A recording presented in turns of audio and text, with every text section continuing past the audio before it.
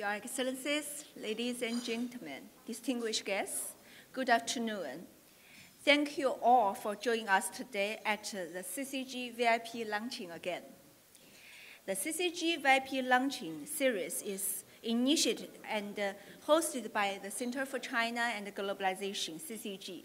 This event aims to share China's latest economic policy developments with the international communities in Beijing, including embassies in China, international organizations, Chamber of Commerce, multinational companies, and academic experts. It is a high-end platform for international exchanges, providing insights into China's development and exploring global cooperation opportunities. Thank you all for joining us. Today's luncheon will focus on the challenges and opportunities ahead for China in advancing energy transition and green sustainable development. We will explore related issues and conduct the analysis together.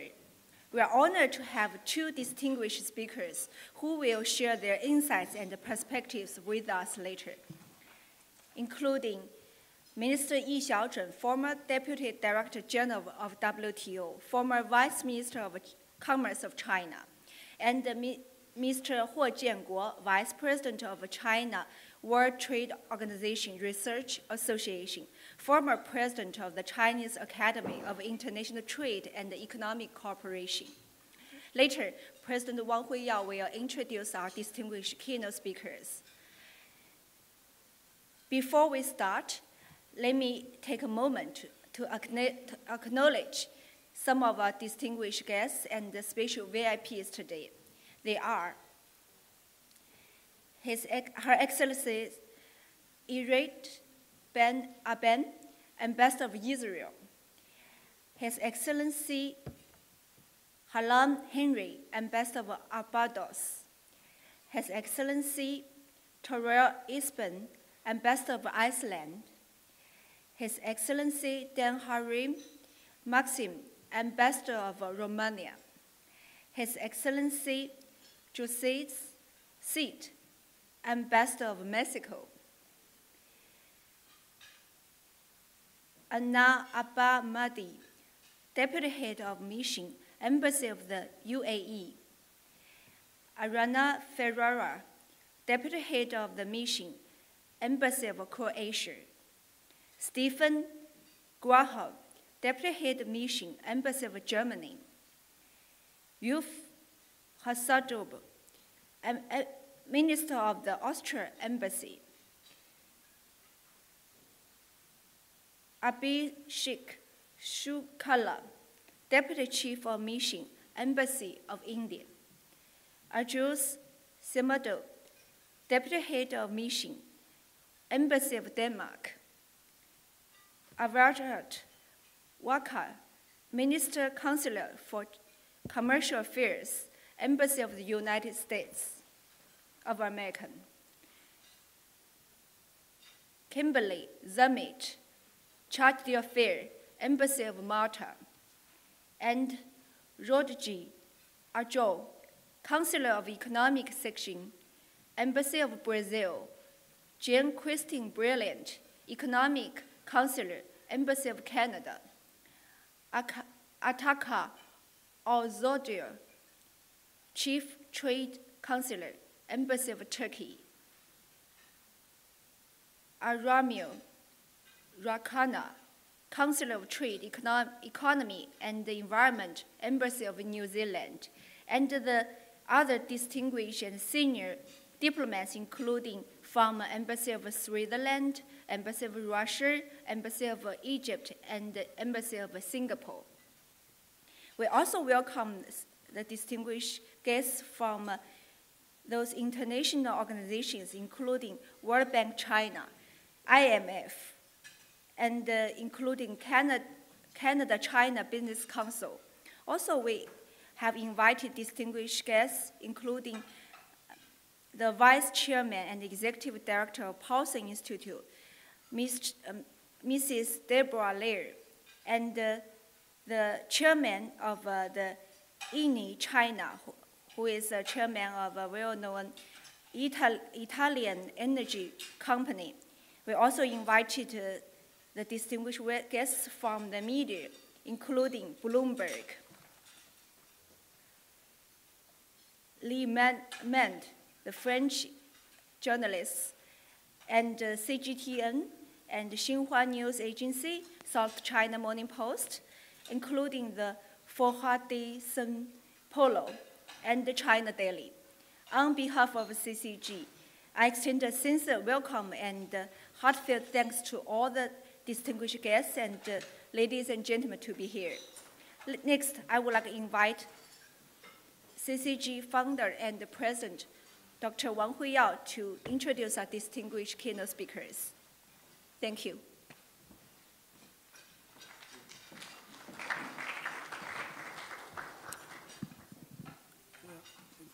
Your Excellencies, distinguished guests, ladies and gentlemen, it's really a great honor to be here today again, that we're holding CCG VIP Luncheon again for this new October. Basically, we had one last September, and so far we have already hosted 5 CCG VIP Luncheon and a wide ranging of subjects to really serving our international community in Beijing. And so this is really a great event, and we're very pleased to see so many distinguished guests gathered here again. I think Mabel made a little error that we have a J.C. Brennan as a minister counselor from Canada, so welcome all of you. And what I would like to really mention a little bit beforehand is that we know that recently the Chinese government has launched many stimulus packages, and but basically China's international economic relations and trade relations are still quite active. So that's why we are having 2 very senior trade experts in China, Minister Yi and President Huiyao, to give us their perspective of the latest development, for example, on the green power transition and many more subjects. We also have other 2 former trade officials sit at the table. We had a former ambassador of Mexico, who was the former DDJ of WTO, and also have a Deborah Lair, who was the former USTR official. She's coming a bit late, but very interesting trade topic that we're focused today, and so we're very pleased to welcome all of you.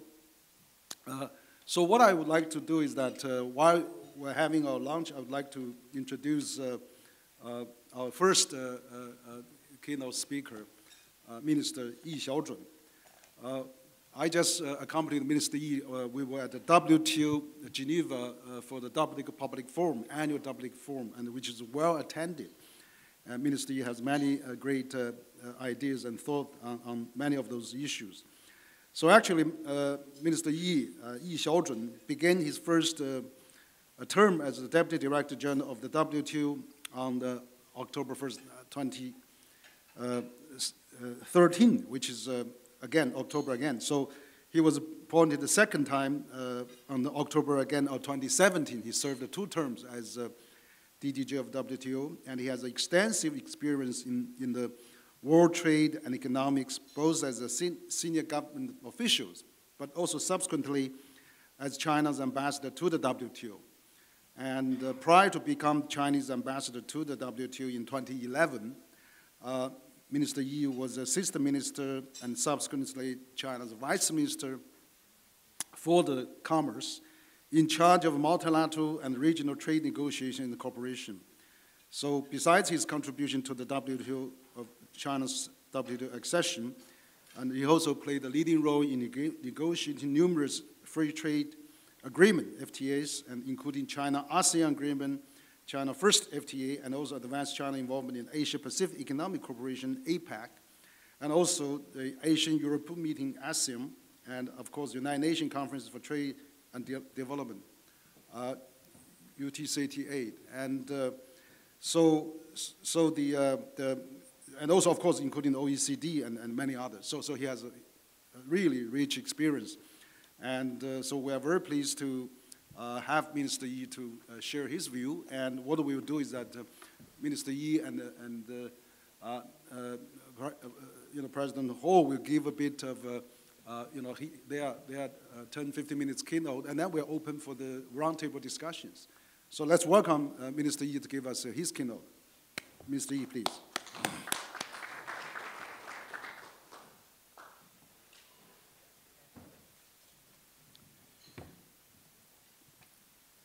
Thank you very much, Henry, for your very nice introduction.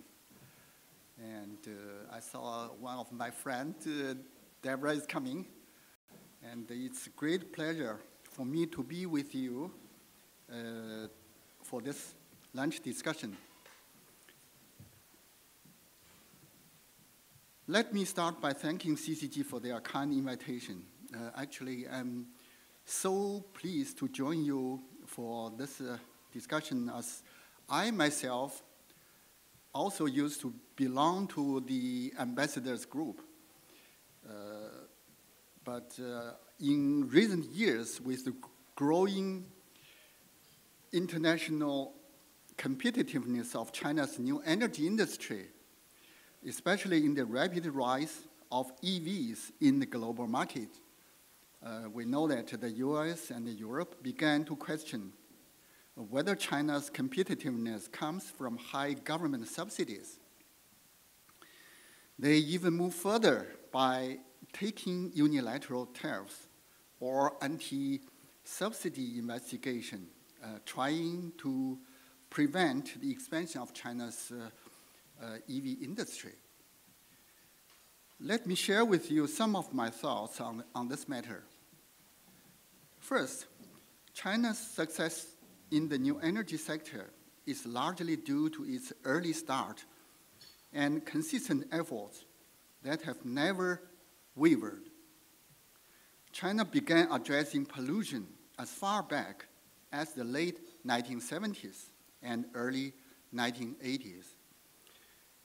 All local people of my age still remember that at that time, rapid industrialization and urbanization were causing serious environmental problems.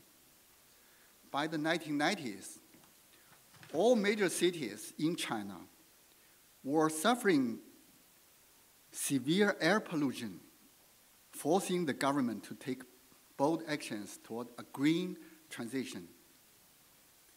In 2005, China set strict targets for energy conservation and emission reduction, pushing companies to speed up the energy transition.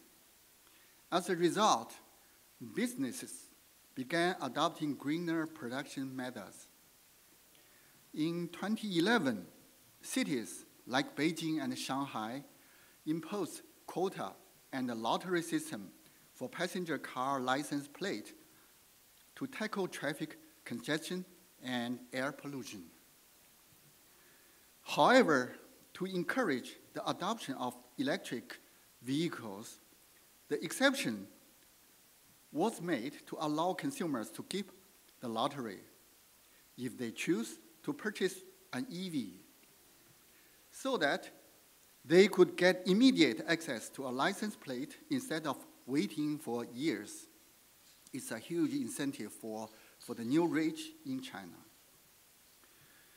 Even while EVs were quite rare on roads, China began building charging infrastructure nationwide through financial subsidies and public-private partnerships to attract private investment. Between 2015 and 2020, the government invested more than 20 billion yuan in EV charging infrastructure. By the end of June this year, China had over 10.24 million charging stations. Among them, 3.1 million were public stations. The rest were private piles. They support the charging needs of 24 million EVs in China.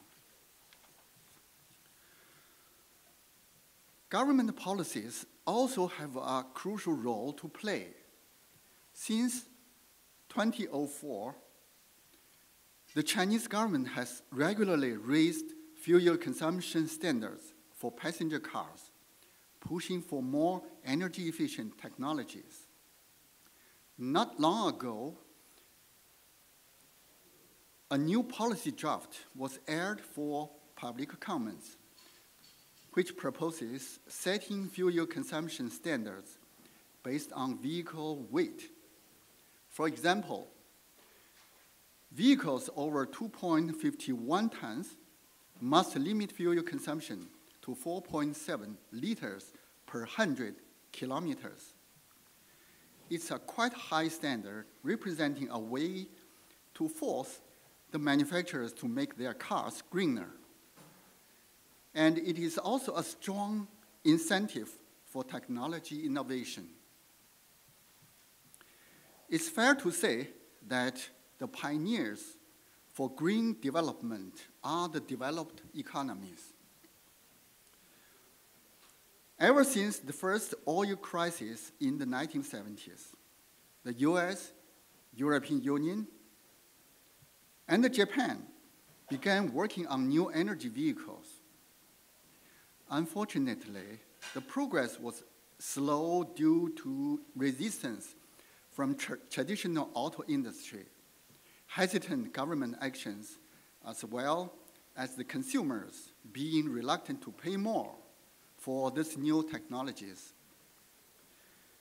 Decades later, the car companies of these countries are still stuck between fuel cars and electric vehicles. My second point is green economic transitions should not come at the cost of sacrificing WTO rules. Green transitions in the early stages are costly, very expensive, and the governments are supposed to provide some support and subsidies, as the market force alone cannot drive this change. However, all policies, whether industrial, trade, or financial, must comply with the WTO rules. Any unilateral trade measures that disregard these lines, these rules, should be considered unfair. Using climate action as pretext for protectionism not only hinder one's own green transition, but also drags down global efforts to combat climate change. I fully agree with the recent statement from the WTO Director General Ngozi Okonjo-Iweala. I quote, "Fragmented and uncoordinated trade policies make it harder to decarbonize. They add uncertainty for producers, hamper cross-border movement of green technologies and inputs, and slow investments in clean technology." End of the quote. My third point is, contrary to what some in the US and Europe might claim, the development of China's new energy industry is not by virtue of government subsidies. Relying on subsidies could never create a healthy industry. China's success is more about fostering market competition, rapid technological innovation, and its super large market scale. Take China's solar industry as an example. Intense competition constantly puts less competitive players out of business. Even once dominant companies like Wuxi Santec, we call it Shangde, eventually collapsed.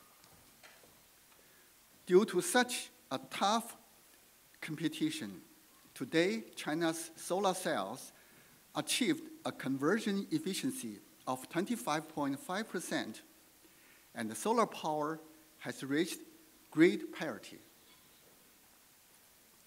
Similar stories can also be found in EV industry.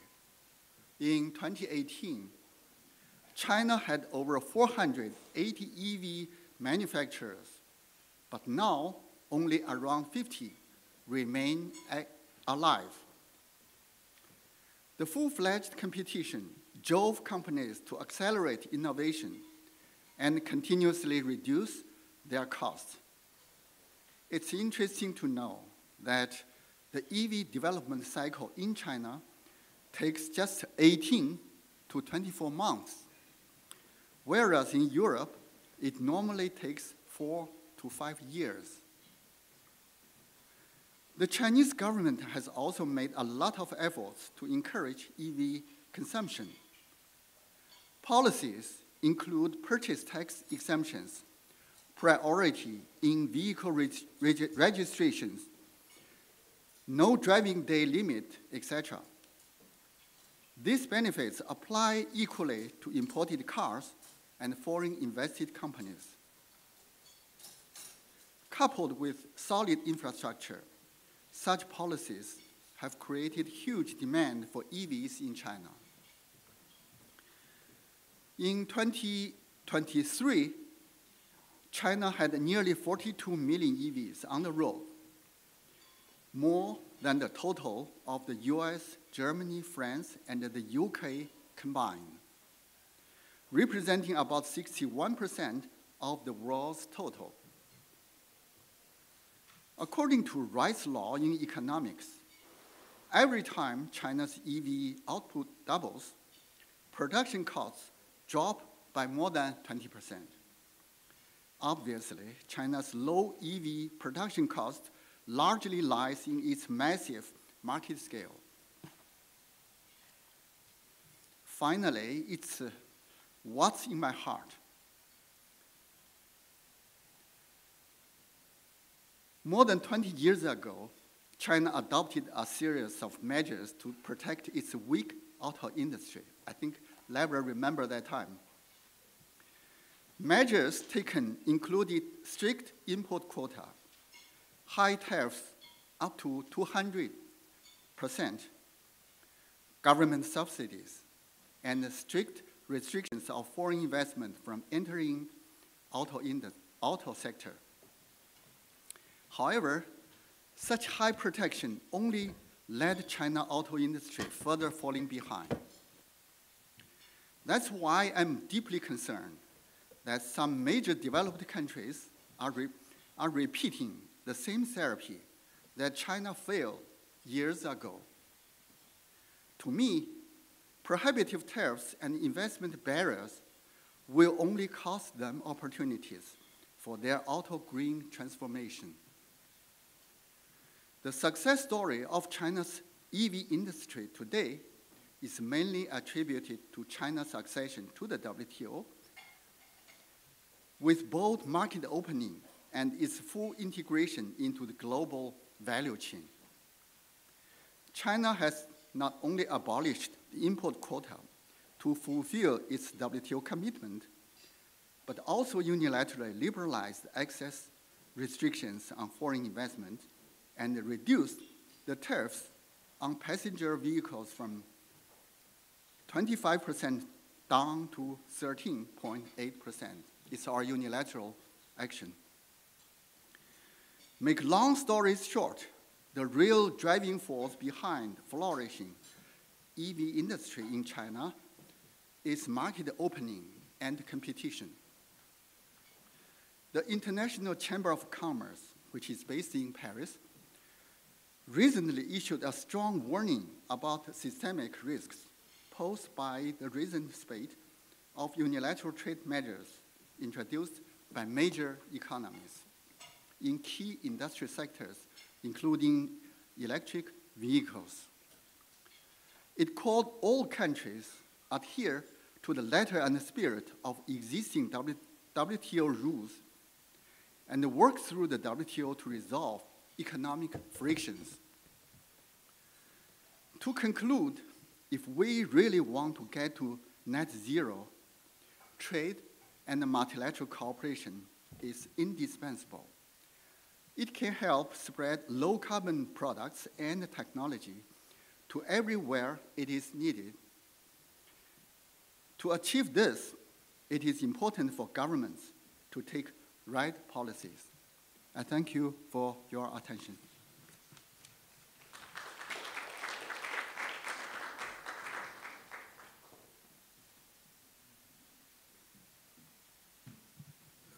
Thank you, Minister Yi, really for your good,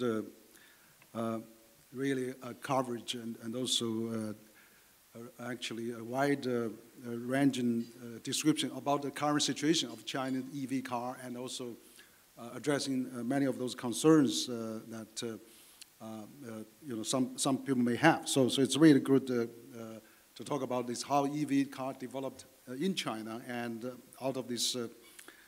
Of course, the market size and the economic scale, and also the technological innovation, and also the biggest automobile market to test that. So really give a very good explanation of what's going on.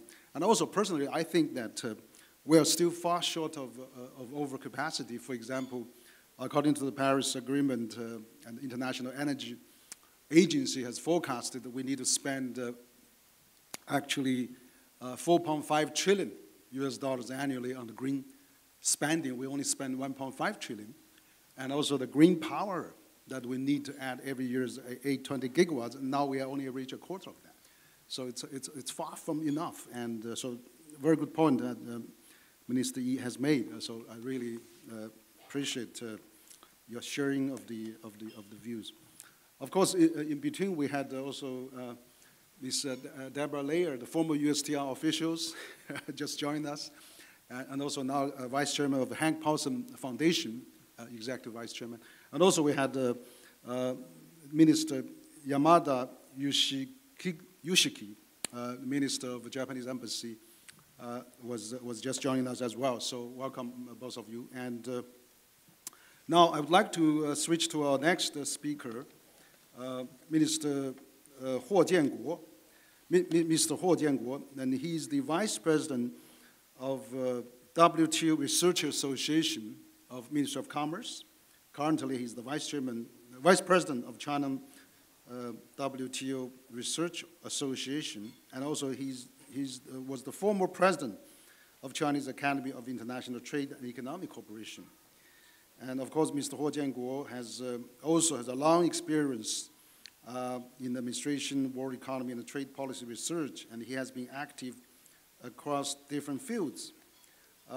Designated positions such as Deputy Director General of the Department of Foreign Economy and Trade at the State Economic and Trade Commission, which is, many years ago, which they merged with Ministry of Commerce. And he was the Deputy Director General of the Department of Foreign Trade and of Ministry of Commerce, and presided as a President of China's Chamber of Commerce of import and export foodstuffs and native produce and animal byproducts. So as a chief coordinator from 1993 to 2001, Dr. Ho participated in APAC activities and ABAC dialogues with APAC. So he has also very ranging negotiating experience. Mr. Ho has published several books, including China Foreign Trade and National Competitive Advantage, History of China Foreign Trade. So let's welcome Mr. Ho, please.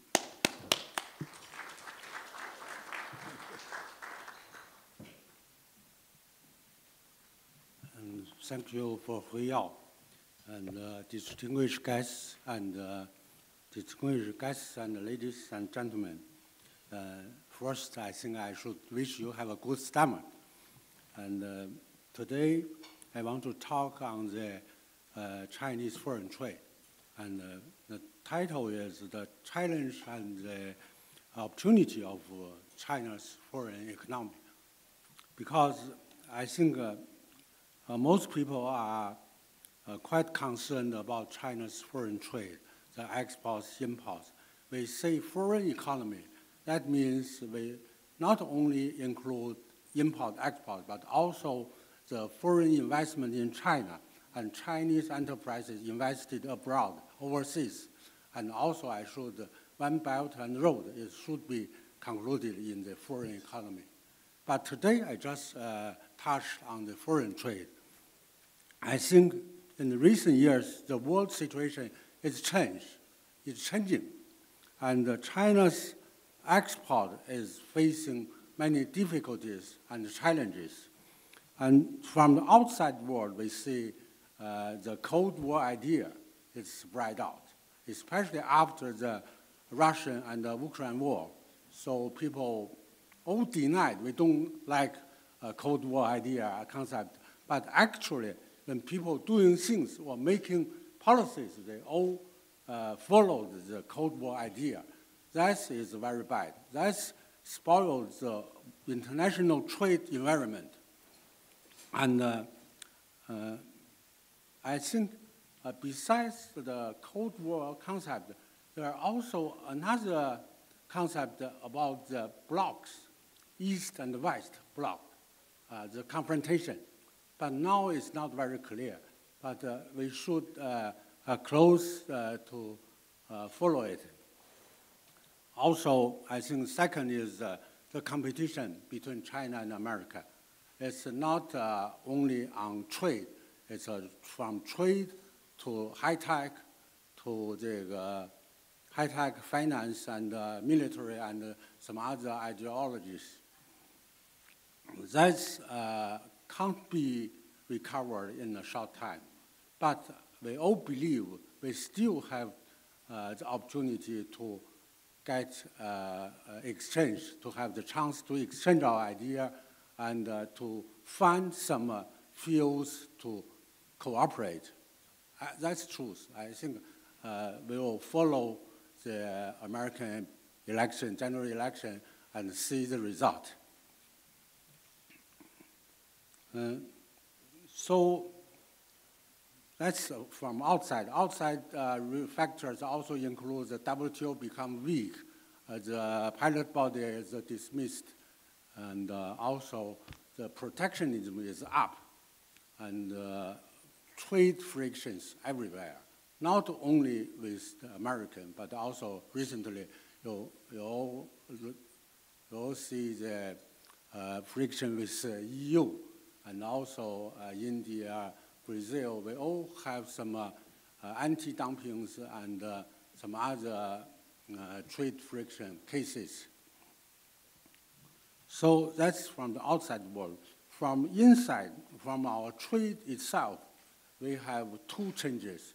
One is the market structure is changed. Second is the commodity structure is changing. Why we say market structure is changing? That means American market and the EU market now is shrink. If we see this year, it's okay. Americans still maintain the 5% increase, and EU is also positive increase. But if we see the history, we see 10 years time, we can find Chinese export share in American is dropped from 2013, maybe at that time is about 16, but now it's only 12. We dropped 4%, and the EU even higher, we dropped more. EU now is 13%, around 13%, maybe a little bit higher, 13.1 or 2. But also is from the highest is 18%. Now it's dropped. So we say 10 years ago, Chinese exports, if we see our American and EU market, that accounts for 35%. Now it's only 25%, 12 plus 13, only 25%. But still, I think it's also very important. And at the same time, the global south, China's foreign trade with global south is rising. From my point of view, I think if we want to make China's foreign trade stable, we need to explore or to continue to explore or stable the shares in the American market and the EU market. That's very important because this market is very big. They have big potentials. The per capita is about 50,000, and if we explore some other market, say Southeast Asian, the per capita for GDP maybe only 10,000, so lower than 10,000, let alone the African market. So we see last year, China's exports in America dropped nearly 700 billions, not billion, 70, I think 70 hundreds US dollars. It's a big drop. And, but in Africa, we tried our best. It's only increased about 20 million US dollars, 20 million or 200 million US dollars. So that's a big difference. So that's will tell us the American and the EU market is very important. And the commodity structure is, we can see some new technical products is growing, and the traditional is shrink. Textiles and light industry, daily consumers is facing big pressure, both from developed countries and also the competition from the some newly developed industrialized countries. So that's the problem. But now is the percentage in the total export is decreased. So that's the problem. And second is our high tech facing limits and blocks from the Western countries. That's a big problem because China's industry is upgrading. And when we upgrade our industry, we need to export some capital intensive products. But so those products, if we export to Europe or to American, will have big, serious competitions. So that's the new problem. So some top technical American is very strictly limits or blocks. So we have no way out. We have to make some innovations by ourselves. And now I find we have made some progress. But if we break the top technical, it still needs some time or needs more years. And the third problem is the production value chain and the supply value chain. I think it's changing, it's moving or changing. But there are two reasons. One is for the multiple companies, they need to make some adjustment. And second is the China-Americans competition. American urged some company to retreat from China. But from China's practical, we see most companies, they don't make quick action. They're still there. But we find some companies are really moving from Japan or from France or from Germany. We can find some companies that make the adjustment. But the experience is we see those who moved out is most is losses industry. It's not very popular or not sales is not very good. So that's one reason. And not only on the American initiatives to move out. For this problem, I think if China's investment environment, market environment is good, I don't believe those companies will will retreat or will move out. The only problem is we have to create a better market environment, the fair competition and the market-oriented reforms that's needed. So we have to stable the foreign companies' investment in China, and not the stress is not on the newly coming companies. We have to make the companies already here, make them more comfortable. If they feels good, I think if the market condition is good, if the Chinese economy is booming, so the international capitals will flow to China. It's not because Americans' interest rates change. It's, most important is China's economic the potentials and is for the futures. So for China, now we are really explore the global South market, for example, the Latin American, African, and even Middle East and Southeast Asia. That's all very important. But for long term, we still need to explore or to stable the American and EU market. That's very important.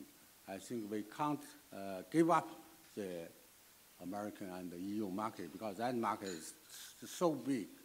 So if without this market, China's foreign economy will make the adjustment for many years, and also it's difficult. So that's my idea.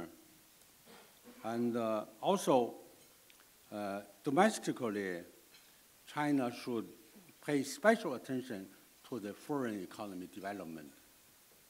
We should put the foreign economy in the first priority.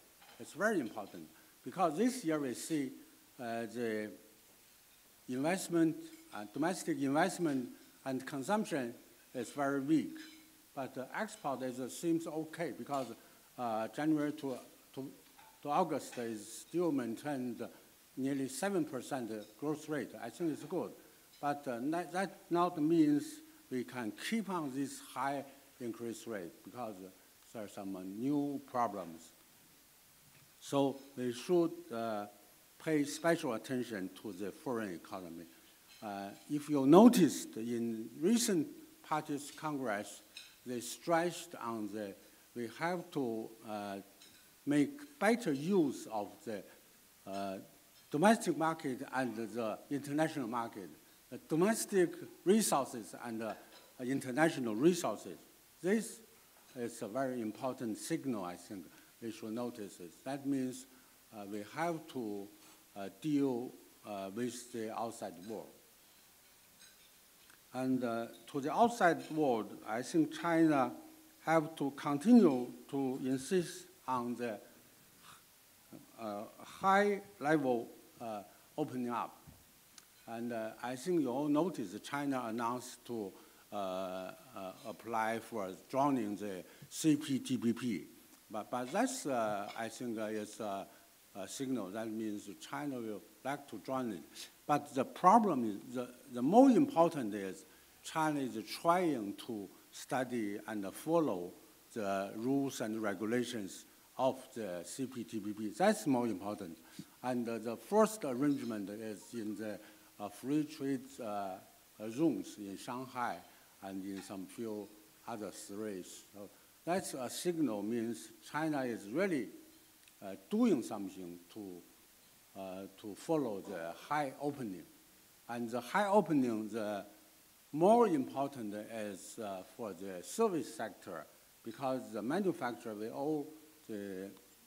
whole surface totally opened. But for service sector, we need to go to the high opening. So that's very, very, very important. So on the whole, I think China's foreign economy is under adjustment. And after the adjustment, I think China will do more investment abroad. Myself think that for EV, electronic vehicles, China should invest abroad, and especially with the key trading partners, because from international trade, the series tells us the trade should be keep balanced.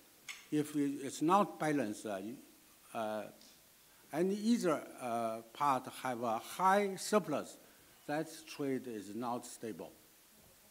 Maybe it's not no friction, but the problem is still there.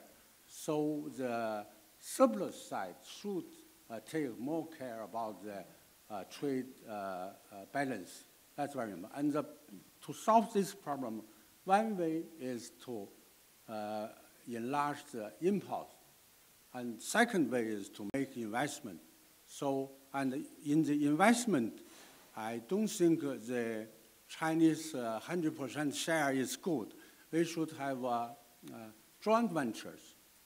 Because if you have joint venture, China only have 51, and the other part have 49. But that's good because the interest is all combined. So if any trade frictions happen, so the other part, they will help you to make some statistics. So that's good, I think. So I'm myself quite confident about China's foreign trade and the Chinese economy. Thank you. Thank you, Mr. Ho, and great. You have shared some of your perspective on China's foreign trade, investment, and of course, I really like the idea that we need to continue further opening up and further to enlarge the trade and also balance the trade, but also invest in foreign countries as Chinese economy stabilize. So great two speakers. So now we have about an hour. We open the floor now. Any of you have questions, please raise your question or comments, observations. Introduce who you're from, and let's have some roundtable discussions. And we also have some journalists at the table as well, international journalists and also Chinese journalists. So we're open. And then this is always the second part is probably the most exciting part. Like last time we had 15 ambassadors, we had Vice Minister Zhu Guangyao was here, and then we had an excellent discussion. You can actually watch that online. We will put this online as well. So we're open for the questions. You can raise your tag or raise your hand, whatever is convenient. So perhaps I'll start. I have one question for Minister Yi is that we know that you've been an expert at the WTO for many years, and China actually was a key player now at the WTO. With the current WTO situation, you spent 8 years there. You were the ambassador of China to WTO, and also many years, a life career probably also spent a lot of time on that. So what do you think about WTO, and what's the driving force for WTO, and what will be the WTO reform and the next development stage? Because right now, this year, we were at Geneva, and I think the WTO Public Conference, the theme was reimagine globalization, re-globalization. So that's very interesting. So perhaps, Minister Yi, you can share some of light on the WTO itself, just briefly. I'm not sure I'm the best person to talk about this, because I know that Ambassador Siadi is better than me. And but let me share with you a little bit of my thoughts. Many people in China complain that it seems that WTO is useless because it cannot stop the trade war. It cannot resolve the dispute settlement, and some large economies openly ignore the rules. I think they have some points, but my point is without WTO, the world will become much worse. Just think about a power-based world. I don't think anyone can benefit from it. And so I remember 2 months ago, or 1 month ago, in September, when I was in Geneva for WTO Public Forum, 1 month ago, I said, like Martin Luther King, I also have a dream that someday in the future, hopefully not in the far future, US, EU, and China as largest players in the WTO can constructively work together again. I think that will create a win-win situation for everyone, and I don't think trade war is the solution. So that's why I think all of WTO members, including most of you, still benefited from WTO and still value its role. And we hope even when the largest economy may longer believe that WTO is in their interest, they should speak up to support the multilateral trading system. And personally, I do believe that in a few years, even the US will realize that the system is necessary, is indispensable for the US economic growth. Let me stop here. Yeah, thank you, Mr. Yi. Absolutely, I think the WTO is the bedrock of globalization and prosperity we have enjoyed for the last 70, 80 years. It has now at a low time, but hopefully common sense will prevail and will come back. Maybe Ambassador JC CD, you were a former DDJ of WTO also. From GATT to WTO transition. Why don't you share some of your views? Let me first clarify that I was invited to a launch on energy transition, and I came with that in mind very much. Having the pleasure to be with the huge WTO experts like the 3 gentlemen to my left is a pleasure. And having been given the hot seat next to the chairman, just to his right, is hot, and it's also, I appreciate it. So I guess I cannot get away without talking a little bit, so let me do it straight away. I very much welcome the way Ambassador Yi phrased it when he said he hopes the Europeans, Americans, and Chinese will find a way to talk constructively in the WTO context, because I really feel like an original negotiator of WTO, was ambassador to GATT, negotiated the creation of WTO before being founding deputy Director General of WTO. The key issue that I think we didn't foresee correctly, and in fact, almost the day after the creation of WTO, the great Peter Sutherland, the founding chairman, Director General of GATT and then WTO, told me, Jesus, we have to get thinking immediately about decision making, because in the old GATT, there were so many exceptions to the rules. The developing countries had their own rules, no huge obligations in the normal rules, no huge benefits from the normal rules, because the Europeans and the Americans and everyone else had their own exceptions in textiles, in agriculture, and everything else. And so the real negotiations were very much in concentric circles. It was European Union or European communities at that time, and Americans, and then extended to the Quad, which was those two plus Australia and no, Japan and Canada, sorry, Japan and Canada, not Australia, Japan and Canada, concentric. And that made results very unpleasant for the rest. How come they dare come to an agreement? I remember the famous or infamous Blair House Agreement in Washington a couple of years before the actual end of the negotiations, where the Europeans and the Americans agreed on the main lines of a solution for the agriculture negotiation. And many countries were upset.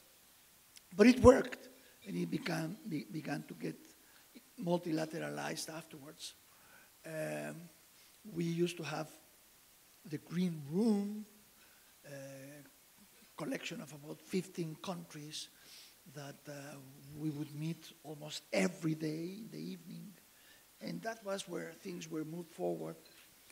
All of that went out the window when the WTO was created, because its chief achievement, of which we were so proud, was that we basically created a common playing field.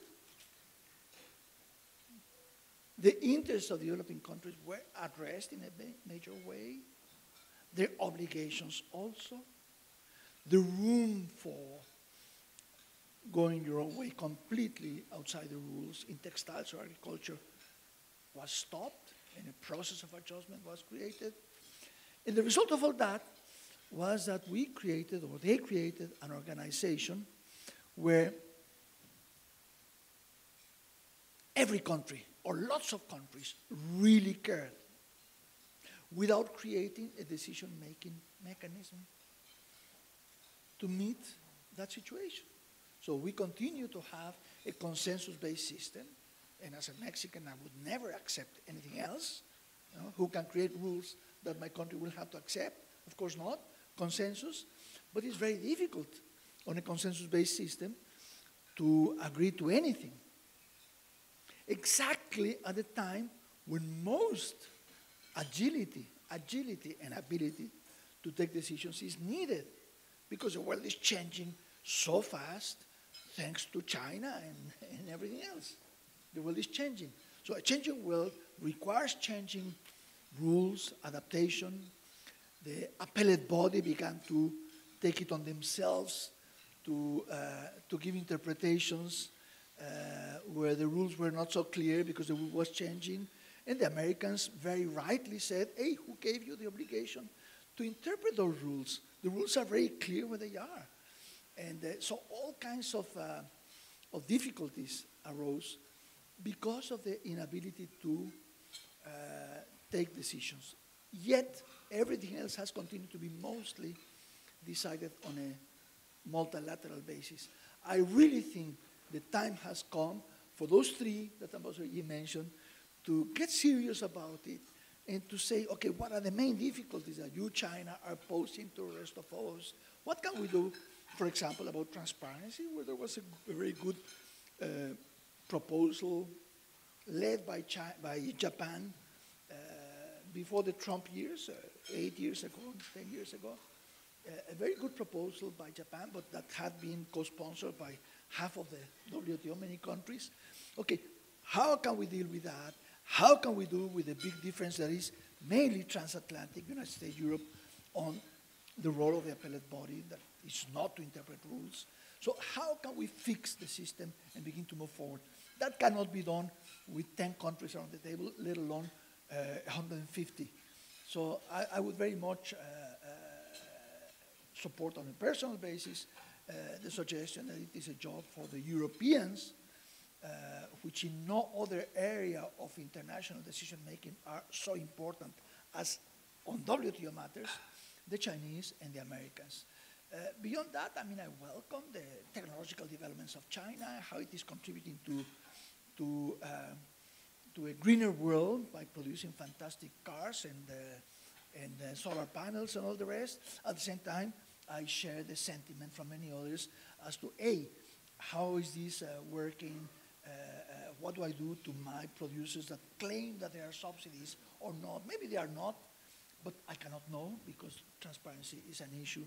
So I really would support that as a main line to come out of this launch, in my opinion. Thank you very much. Thank you, Ambassador Sid from Mexico. Great comments. I think that absolutely, all the China, EU, US should work together on the WTO, and also, 164 members of WTO. I mean, if everything's by unanimous consensus, it's sometimes difficult to approach. I think China, EU, and US should take some initiative. I know that Mr. Yi, when he was at the DG, he took an initiative of anti-plastic pollution to the ocean, which now we have 70, 80, 90 countries join that, including the US and EU. A great initiative. I think we should really do more of those. Any questions and comments from a guest roundtable? Thank you very much. I think most people... You're from the Danish, right? No, I'm Deputy Head of Mission of the Austrian Embassy. Austria, yeah, that's right. Really. Deputy Head of Austrian Embassy, yes. I think most people who are gathered here today are in full support of free trade. But trade has to be healthy, it has to be sustainable, not just the environment. And most country representatives here, or countries who are represented here, have accumulated huge deficits in their trade with China. That is not sustainable. It's not healthy for China in the long run, and it's not healthy for these economies. Now we have to ask ourselves the question, why is there so much export pressure on the Chinese economy? There are reasons. And possibly the most important reason is not tackled by the government, even though it is known for many, many years. It's the imbalance between supply and demand, the imbalance between production and consumption. Now, as long as there is no shift in paradigm whereby economic policy is more shifted towards demand, towards households, towards consumption, this problem will not go away. And second, as long as China is not a unified market, many entrepreneurs will keep saying it's easier for us to export than to sell in China. These are huge problems, and they start here at home in China. Thank you. Okay, thank you. Thank you for the question. I don't know if Mr. Yi or Mr. Ho.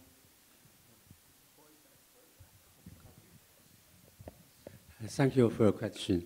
I quite agree with your idea because I always worried about the surplus.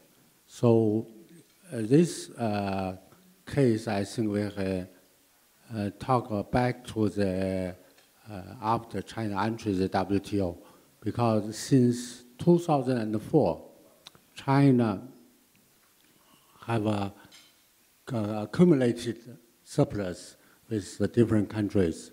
And at that time, Chinese government, they issued a new policy. That means we will stimulate the imports, try to get more import from different partners. And also China, I think later China's import is really followed up. But recent years, we found, especially after the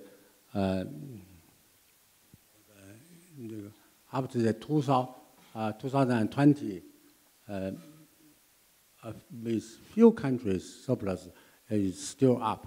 For American, it's still very high, and even EU is also very high. And but with the Southeast Asian, I think it's come down. And some trade figures show China is deficit with the Southeast Asia. But I think the main problem also from the American and also the EU. We see from the Brazil also where we show is very high, India is not very high, but still have some surplus. Just now I talked about the policy. I think China needs to keep friendly dialogue with the different partners.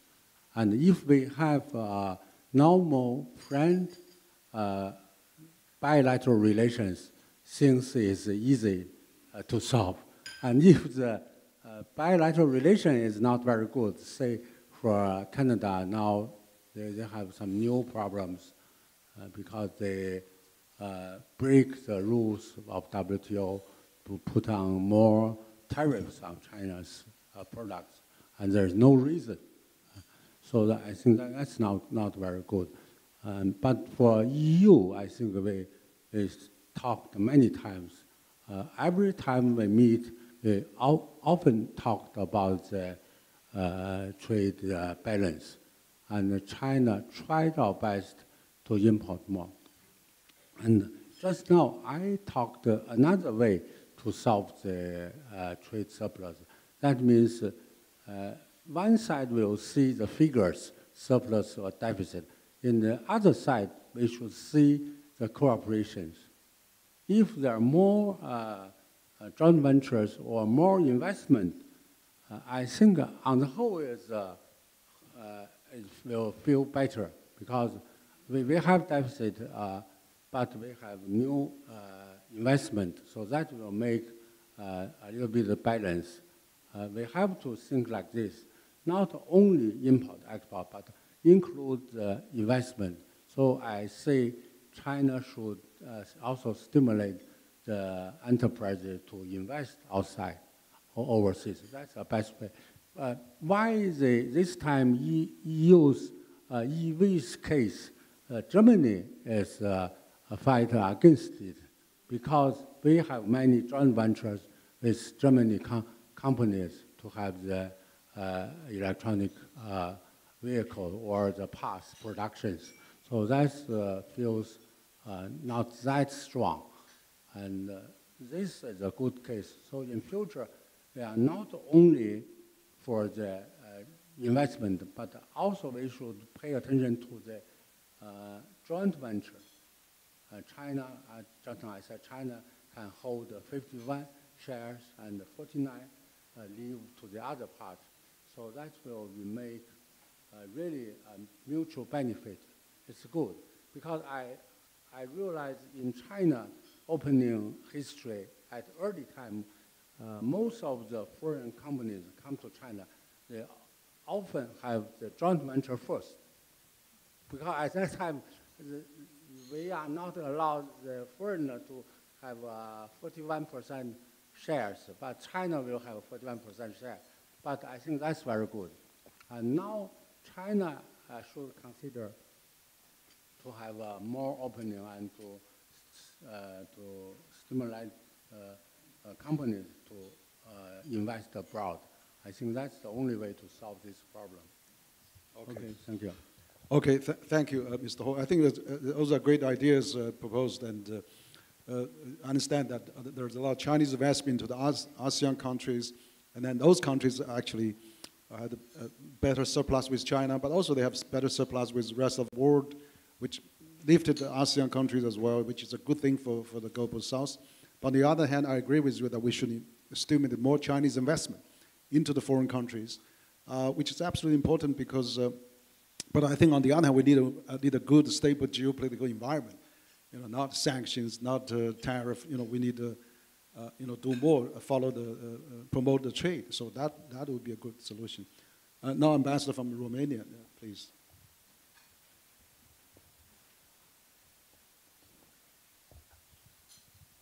Thank you very much. Thank you also for sharing this opportunity today to exchange some views about WTO and, of course, green transitions, trade challenges, and so on. I would like maybe also to add something regarding the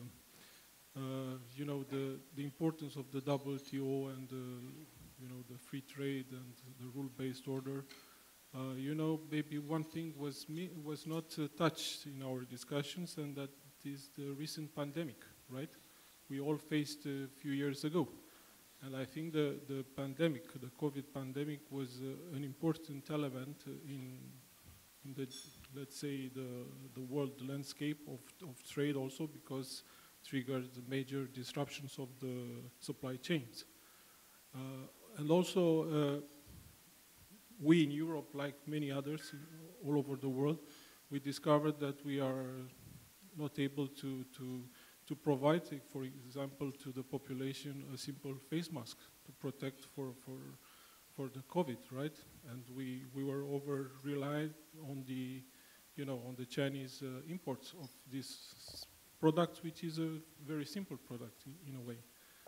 So maybe this also triggered to the reflection in the EU that we need, the concepts of the economic resilience and also of the economic security, which, because the pandemic basically showed us that we are so dependent in a free, let's say, free world trade landscape. We are so dependent on very simple products in a case of a major,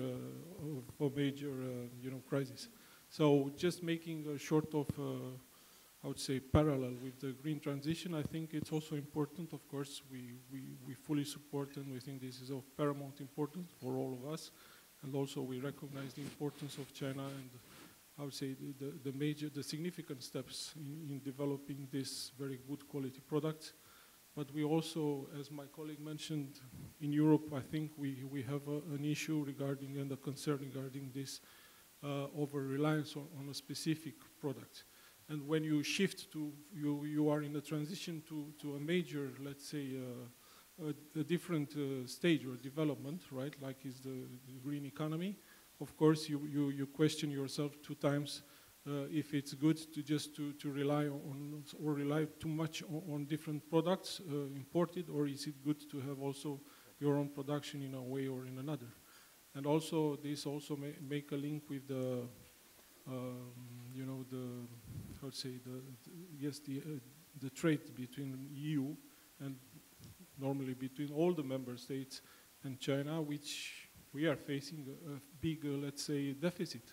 Okay. So, probably also this was linked to the pandemic, but in 2023, the EU registered the highest trade deficit in relation with China, which mounted to 400 billion, which is never seen something like this. So that was my comments. Thank you. I understand. Deborah, are you leaving? You want to have some comments or question? Thanks. And so I'm speaking not as an official, as an ex-official of the U.S. government who had spent many, many hours with Mr. Yi negotiating several trade agreements, including China's WTO accession. But as we look at the landscape ahead, as somebody who was involved in the creation of the WTO, feel very strongly of the importance of globalization. But as you know, we're facing a very important election in a few weeks. And as we look at the precedent of the Biden administration and the positions that President Trump has taken, I'm not overly optimistic that the WTO reform is going to be at the top of either of their agendas coming in. And that it's going to take a significant event and certainly pressure coming from some of the allies of the United States to emphasize the importance of trade and what it means for the U.S. economy, where there has been a complete switch from viewing trade as an opportunity and a force for good in globalization to a tool and a weapon to try and change positions. And to get that mindset change, which is now a bipartisan mindset, is going to take a lot, I think, of work from some of our allies to help our government understand these new positions and the importance of trade as a force for good. Thank you. Okay. Thank you, Deborah, for a good comment. Maybe Ambassador from the Iceland, Ibsen, please. Thank you, Henry, and thank you, Mappa, once again in CCG for bringing us together for useful conversation. Like my good friend and colleague Jesus, I came here to listen to policy discussion about energy transition, I find the WTO discussion very fascinating, but nevertheless, I want to venture to go to the subject of the meeting. And I have a question for the speakers on that issue. First, China should be commended for substantial work done in terms of transiting to other energy mediums, in terms of the development of electricity cars, solar panels, hydro, work in a big stride in the area of geothermal energy that my government and our companies have been working with China on. Nevertheless, the fact is that China still is the single most important emitter of CO2, and the reason is coal. You as economists and policymakers, I would be interested to hear from you, what would be your advice to your government, to the Chinese government, of how to stimulate the market, government policy and market policy to have an early reduction of coal use than 2030? How to transition faster away from coal to other sustainable and renewable energy mediums? What would be your policy advice? Maybe we'll start answering some of those questions. Perhaps I could give a first shot. I think what Ambassador Romania mentioned is an issue. Of course, there's a lot of productions that felt that there was needed. I think I think because of the COVID, because of the war happening in Russia and Ukraine, and that made things more security is much enlarged concept. What I think, one of the things China can do, and Mr. Ho mentioned that, can really engage more investment. I think there's been more investment from China, because China is the manufacturing center, and then they can really diversify that investment into the different parts of the world, like they did in ASEAN countries. So they could invest in Romania, they could invest in Germany, in France, in all those countries. But let's create a welcome environment for them, because that's, if they're chasing Huawei, chasing TikTok, and sanction all the Chinese company, the Chinese company doesn't feel safe to go there. So I think let's get a good environment and let's encourage more Chinese companies to go there.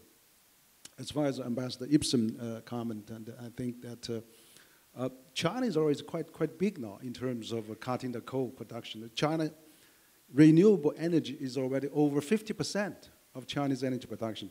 China will be really way ahead of reaching carbon neutral and carbon peak. Because President Xi said that before 2030, before 2060. Now that before will be really coming true now, because with China adding more green power and solar power, hydropower, wind power, I'm sure China will do better. Of course, still relatively big, but the speed of cutting that quickly is amazing. And then probably, you remember, a few years ago in Beijing was heavily polluted, but now smoke is getting much reduced. And then one of the studies found that 60% of Beijing's smoke was contributed by the automobile combustion, the gas coming out of that, of the automobile. So now over half of the Beijing automobile is green car. It's a green car. Now, that has greatly reduced that. So, and also there's a lot of Chinese government policies that if you buy green car, you don't have to draw the lottery, and you just buy it, and a lot of preferential treatment to do that. So I'm confident China will quickly cut that off to catch up. Still problem, as you said, but the trend is good.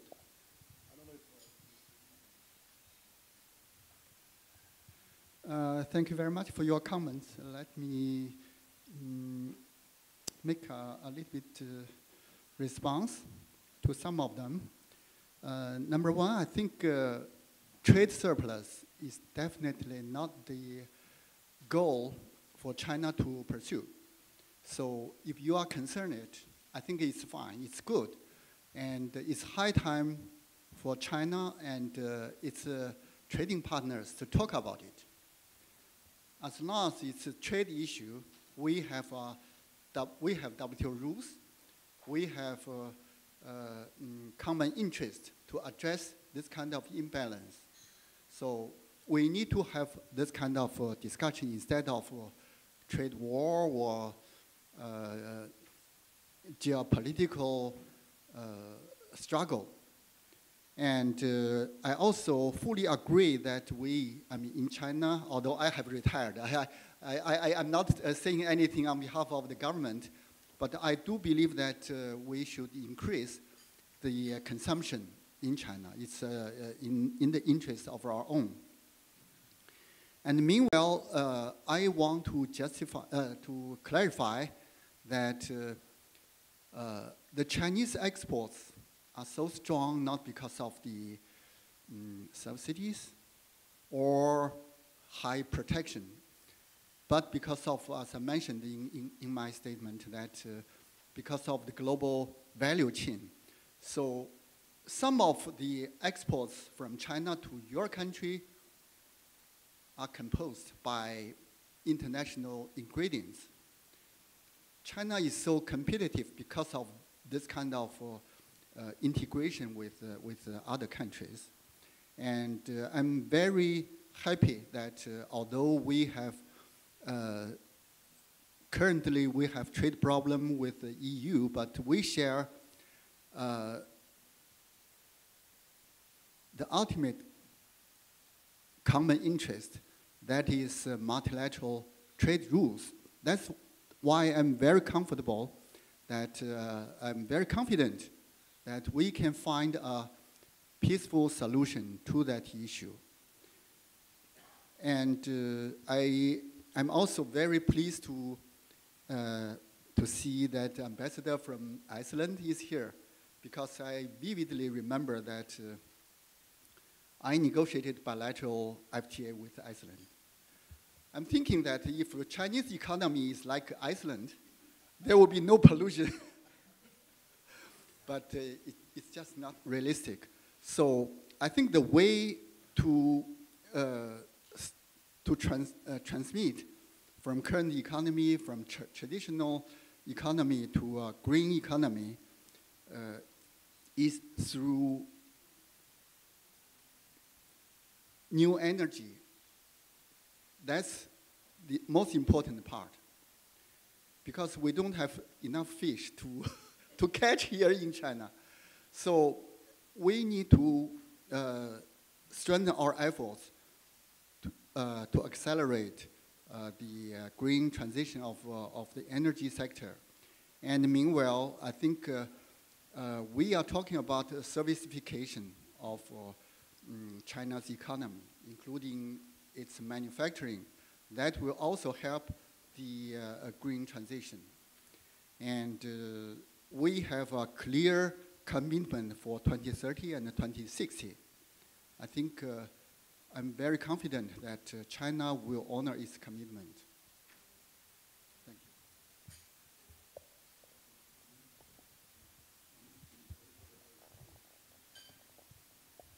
So I just talk about the trade surplus. I think it can't be deal with the trade, import and export, make exact balance. That's very difficult to solve it. So we need to think about the comprehensive mutual benefit. Because in the early history, David Ricardo, he stressed on the comparative advantage. So if we follow the comparative advantage, China will export more. But if we think in some other ways, you think more about the mutual benefit, then that means you can export more or try to import them and also find the chance to make investment. Or maybe we have some other cooperative areas. So that makes it comprehensively seems balanced. Your partner, they feel comfortable. That's very important. If they feel not comfortable, then the trade frictions anywhere, anytime will happen. Yes, there's one. Yeah, great.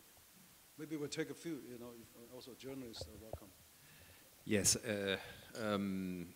thank you for this opportunity. I think that I am the only energy executive sitting around this table, so for me it's an incredible honor to be here. So I can say thank you to Professor Wang and CCG for this opportunity.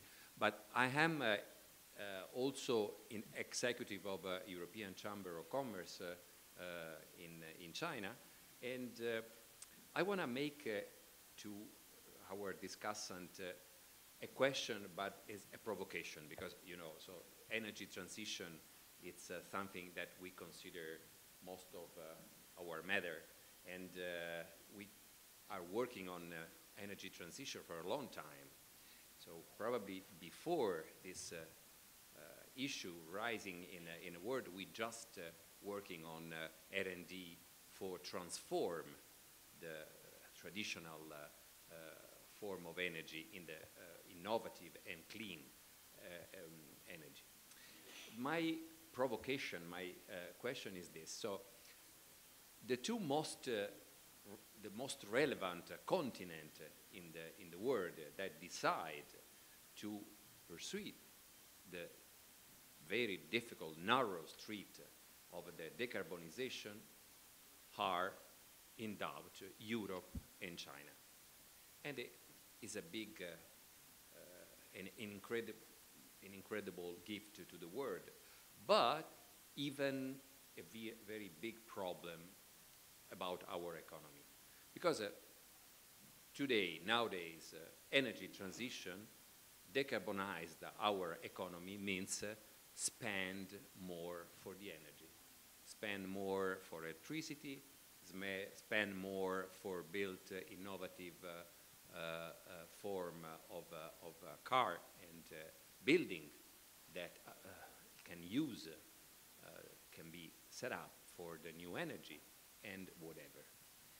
And it's a case, I don't know if it's a case, but the two big economies in this moment in crisis are Europe and China. It is a case? Do you think it's a case that this crisis that we are facing in this moment, Europe and even in China, do not depend on this direction to go? And if my assumption is right, so that this crisis depends also for this, why Europe and China in this moment decide to make a tender one against other about sanction, overregulation, barriers, and whatever, and do not find a common way to facing and to solve this big problem? Thank you very much. Okay, thank you. Yeah, find a common way, not through sanctions. So we have also a question from a Minister Counselor from the U.S. Embassy. Yes. Yeah, thank you, Professor Wang and Mr. Yi and Mr. Ho. Really appreciated your comments. I have more of a comment and a response, additional viewpoint to what Mr. Yi and Mr. Ho discussed and presented in terms of numbers and related to the advanced clean tech economy. To put this in perspective in terms of how perhaps the U.S. views this and some of the policies and many of the economic development and investment in our own industry in the U.S., when we look at many of the statistics from our numbers, we see that, and I think that these are well-quoted numbers, but we see that China's manufacturing represents about 30% of global manufacturing. We also see that consumption is about less than 40% of GDP, which is lower than most countries that are at the similar level of income. Savings rate is 45 to 50% of GDP. If you compare that to OECD, it's approximately 10 to 20%. And then when we're talking about subsidies, particularly around industrial subsidies, based on many of the calculations think tanks and other academics have done, we see that PRCs, or China's industrial subsidies, represent approximately 5% of GDP, which is, based on our numbers, 10 times as much as US, Brazil, Germany, and Japan. If you look at specific sectors such as semiconductor, steel, aluminum, calculations are that Chinese subsidies represent approximately 80 to 90% of global subsidies. So there is definitely targeted and bigger amounts of money being poured into that. And then just on a couple of other comments related to that. Sorry, I'm just trying to find myself here.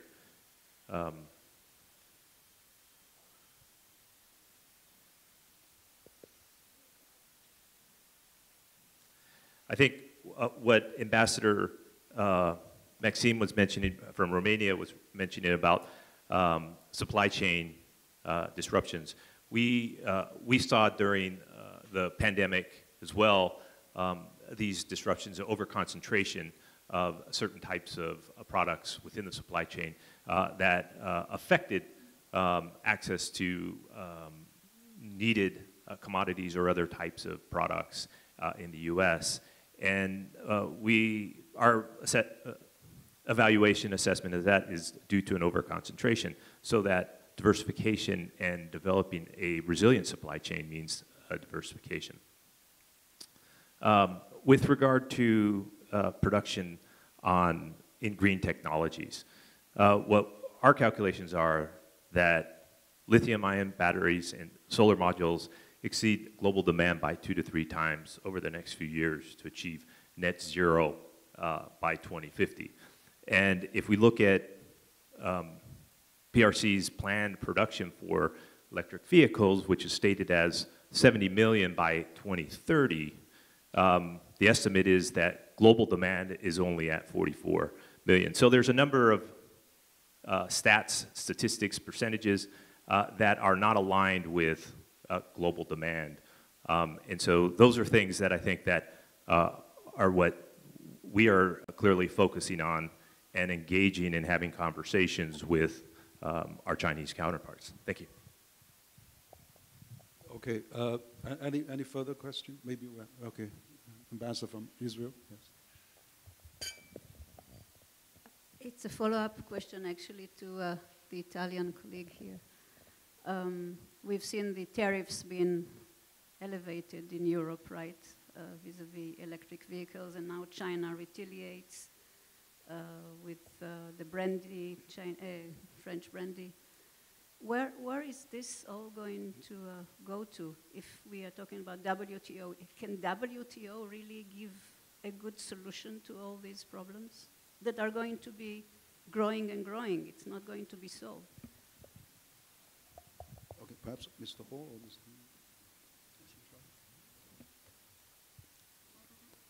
Well, thank you, Madam Ambassador. I think I'm very confident that both China and the EU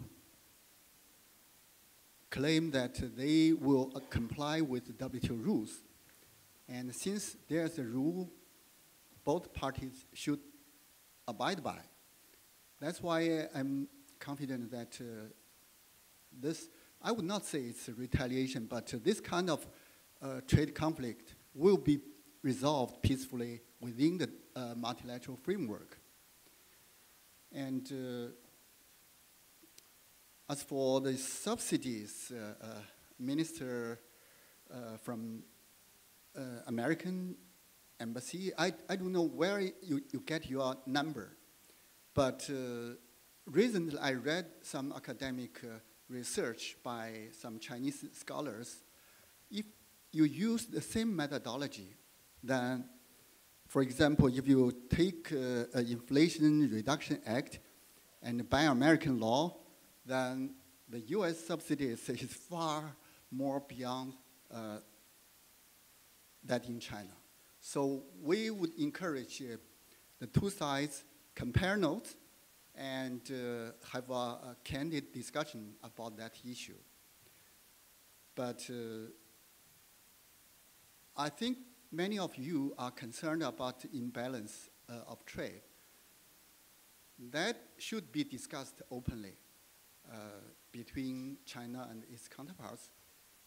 As long as it's a trade issue, I believe that we can find a way to address.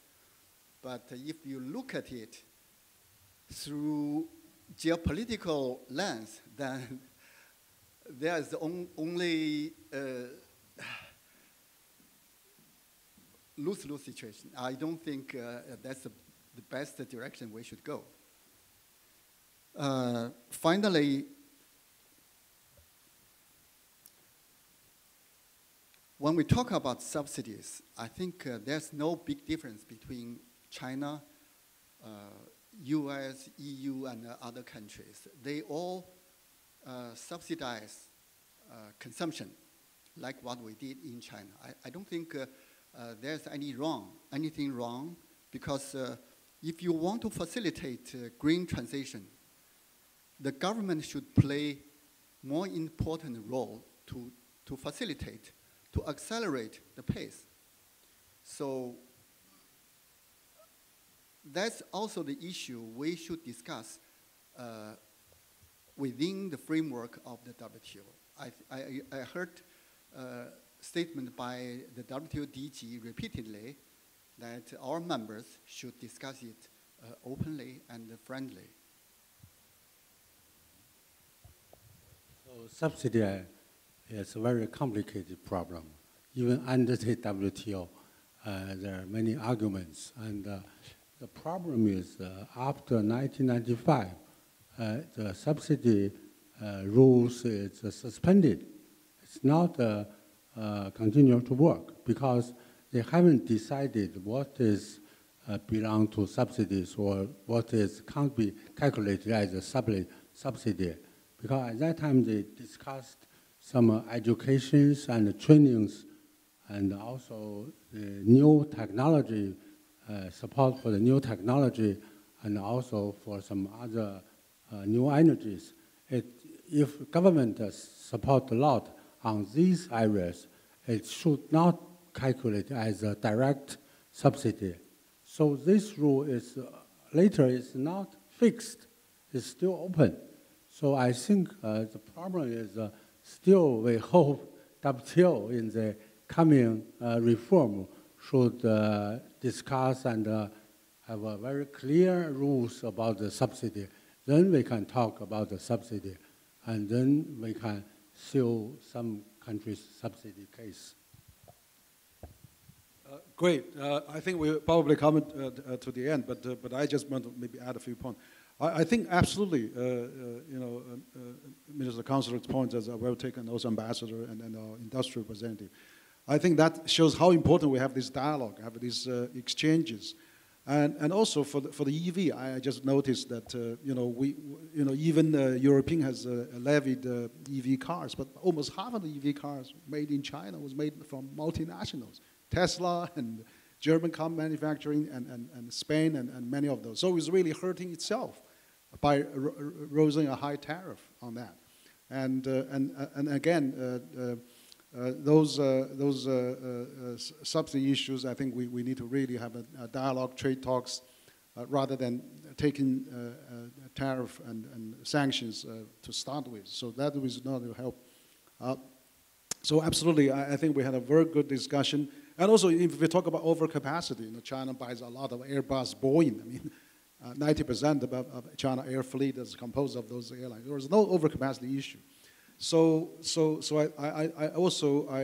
I think China's importing of the combustion engine car is far exceed China export of EV car. So it's not in balance. That's why German is against that, because if it started a trade war, that is really very unhelpful. So I believe we, at least at this roundtable, we start a good discussion, good exchange, and a good dialogue, and we hope that carry on to our bilateral talks, multilateral talks, and to WTO. So on that note, I think we're going to end our discussion today, and I really appreciate all of you coming, including our journalists and business representative, and also diplomats, senior diplomats. And of course, on top of that, I would like to thank Vice Minister Yi and President Huo for their keynote sharing, and that enriched our discussion.